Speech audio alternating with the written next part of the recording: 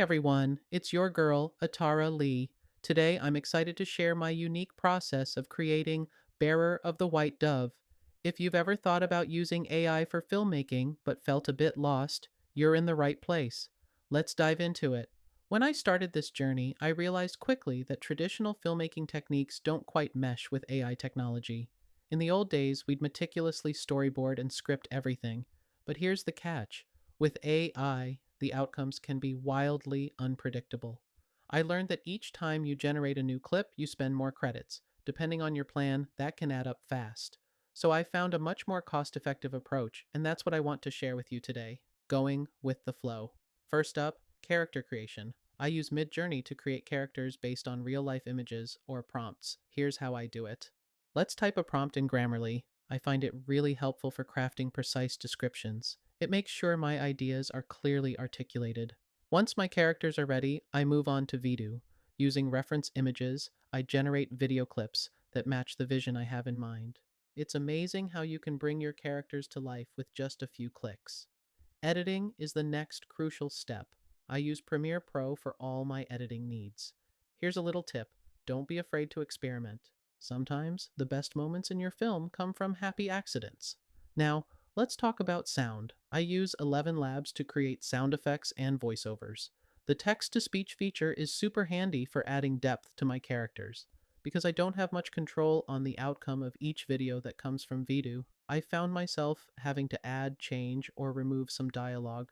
For example, in this scene where Sister Maria welcomes Dariga into the orphanage, the original script shows that the nun was supposed to say, "I'm sorry, dear, but there's just not enough food for you right now. Try to bear it for today." When I type the prompt, create a video of a nun kneeling down to a 5-year-old's level. Show her care, love, and understanding as she interacts, aiming to make the child feel comfortable in the orphanage. And these were the videos I got. So in order to make this work, I had to add some dialogue into 11 Labs and then into Premiere Pro. I'm sure your father had his reasons to bring you here. He's not my father, he's my uncle. I see. Wait right here. While adding voiceovers to videos from Vidu can enhance the experience, there is a downside. The voices don't sync with the character's mouth movements. This can give the project a somewhat low-quality appearance. However, it's important to note that AI technology is constantly evolving. With ongoing updates and new features, we can expect this aspect to improve significantly in the future. Next up, sound. I am currently using Artlist.io for my music tracks. The right background music sets the mood perfectly. Always choose something that complements your story's theme.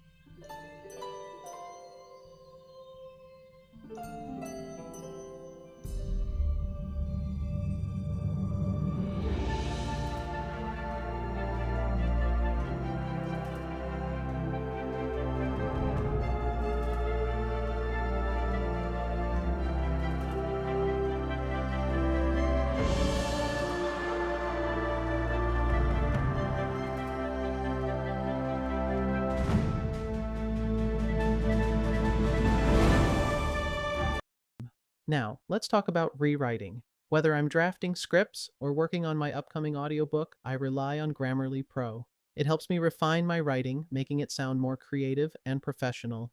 And when Grammarly hits a snag, I turn to ChatGPT for alternative wording. It's a very complimentary process. In summary, creating Bearer of the White Dove has been a journey, blending technology with creativity, and I only just released the first episode. Remember, don't be afraid to adapt your process as you go along. Every project is a learning experience. If you found this video helpful, don't forget to like, subscribe, and hit that notification bell so you never miss an update. And I'd love to hear your thoughts. Do you have any tips for using AI in filmmaking? Let me know in the comments below. Thanks for watching, and I'll see you next time.